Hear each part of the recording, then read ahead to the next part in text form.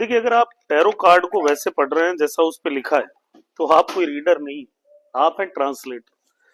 और tarot guide book से नहीं चलती है, आप सबको समझ लेना चाहिए। टैरो चलती है इंट्यूशन से, टैरो चलती है आपके कनेक्शन से। तो आज मैं आपको वो सच बताऊंगा जो ज्यादातर लोग कभी भी नहीं बताते। देखिए, पहली बात ये समझिए कि हर कार्ड के नीचे दो तीन कीवर्ड्स लिखे होते हैं, है ना? जैसे लव, ब्रेकअप, सक्सेस, डिले, जीवन में कुछ होने वाला है, होप है, निराशा है। लेकिन सोचिए, क्या हर डेथ कार्ड का मतलब मौत होगा? नहीं हो सकता। क्यों? क्योंकि कार्ड एनर्जी बदलते ही कॉन्टेक्ट्स बदल लेते हैं, मीनिंग बदल लेते हैं। अगर मान लीजिए क्लाइंट आपसे लव का क्वेश्चन पूछ रहा है और डेथ कार्ड आता है, तो ये भी तो हो सकता है ना कि रिलेशनशिप का एंड हो या ईगो का एंड हो, जिससे आपके रिलेशनशिप में एक न्यू फेज शुरू हो जाए, कोई नई रिलेशनशिप शुरू हो जाए। गाइड बुक आपको क्या बताएगी? वही सरफेस जो उस पर लिखा है, लेकिन इंट्यूशन आपको बताती है डेप्थ। देखिए, मेरा मानना हमेशा ये रहता है और मैं मेरे स्टूडेंट्स को हमेशा यही सिखाता हूँ कि आपको टैरो में कभी भी कार्ड्स पे जो लिखा है उसको नहीं फॉलो करना है। टैरो लैंग्वेज है, वर्ड्स नहीं, सिंबल्स है। जैसे colour, facial expressions, directions, background elements. उदाहरण के लिए, अगर मानिए किसी कार्ड में सनराइज हो रहा है, तो ये होप भी तो दिखा सकता है, ये जीवन में कोई नई शुरुआत भी तो दिखा सकता है। लेकिन वहीं अगर उसी कार्ड में आपको शेडो भी दिखे, तो हो सकता है एनर्जी सप्रेस हो रही हो, प्लैनेट्स को जो है कहीं ना कहीं कंबशन हो रहा हो। तो जो आप फील करते हैं वो इम्पोर्टेंट है, कार्ड पे जो लिखा है वो कभी भी इम्पोर्टेंट ना था ना हो सकता है। तो आप अपनी इंट्यूशन को कैसे एक्टिवेट कर सकते हैं?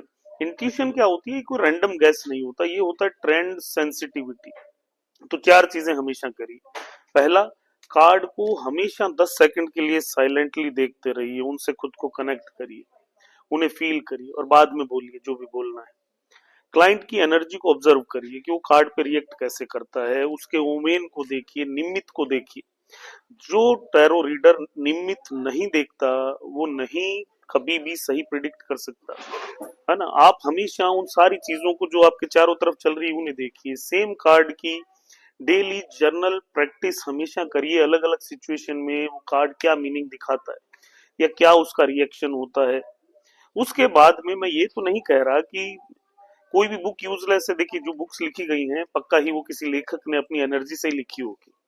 लेकिन ये बुक्स जो है बिगिनर्स के लिए तो ठीक है, फाउंडेशन के लिए तो ठीक है। लेकिन जैसे फाउंडेशन पे घर बनता है, तो उस फाउंडेशन के अंदर आप जाके नहीं रहते, आप मकान में रहते हैं। तो पहले स्ट्रक्चर सीख लीजिए, लेकिन स्ट्रक्चर में रहिए मत। स्ट्रक्चर को चेंज करने की कोशिश करिए। क्यों? क्योंकि टैरो कभी भी वहां फाउंडेशन में ही नहीं मिलेगा हमेशा आपको सिर्फ। तो सबसे बड़ी गलती क्या है कि कोई भी आया कार्ड पूछने, आपने कार्ड निकाला, फिर गूगल खोल लिया, चैट जीपीटी खोल लिया, कार्ड का मीनिंग सर्च करने लग गए रीडिंग के बीच में ही। तो आपका सारा इंट्यूशन मर गया है यहाँ। टैरो अब काम नहीं करेगा।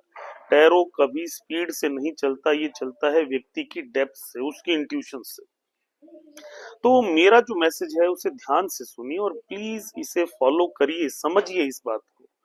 टैरो कार्ड आपको टेस्ट करता है, ये उस पे क्या लिखा है उस शब्द पे मत जाइए कभी भी, उसके पीछे छिपी हुई एनर्जी को सोचिए। रियल रीडर वही है जो कार्ड को देखता है, महसूस करता है, लेकिन अपनी इंट्यूशन को कभी नहीं भूलता। अगर आप सही में इंट्यूटिव रीडर बनना चाहते हैं तो आज से एक नियम बना लीजिए कि पहले फील करेंगे, फिर उसके बाद बोलना शुरू करेंगे। अगर आप रेडी हैं तो मुझे कमेंट में लिख के बताइएगा। नेक्स्ट लेवल टैरो के लिए इंट्यूटिव लिखिए और मैं आपको सिखाऊंगा टैरो के नए नए तरीके और ऐसी टेक्निक्स जो ना तो आज तक आपने देखी हैं ना सुनी।